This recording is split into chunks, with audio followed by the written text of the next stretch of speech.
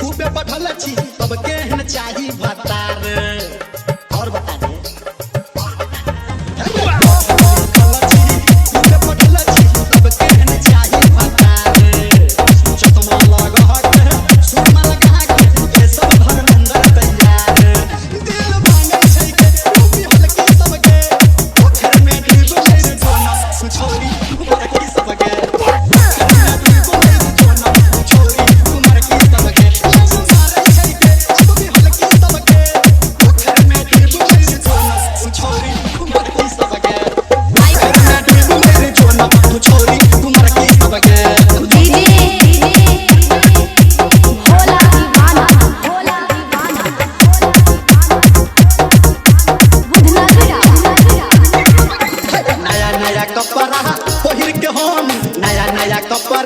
पहिर के हम खोजे छी कन्याकुमारी सुन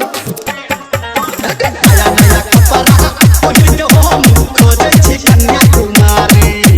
कियो तो सकत है कियो तो पटत है छोड़े छी पलसर के गाड़ी कलखी मारै छै गे दीप हल्की सब गे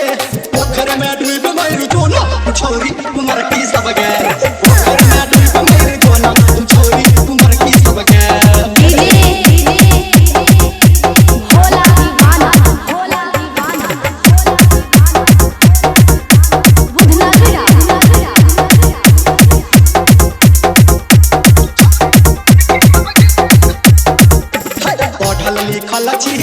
पढ़ल लिखल छी खूबे पढ़ल छी अब केहन चाही भतार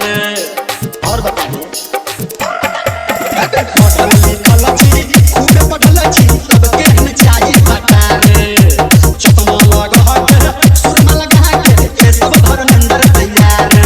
दिल मांगे छै के डूबी हल्की सब गे पोखर में डूब मर जोना छोरी कुमार की सब गे पोखर में डूब मर जोना छोरी कुमार की सब गे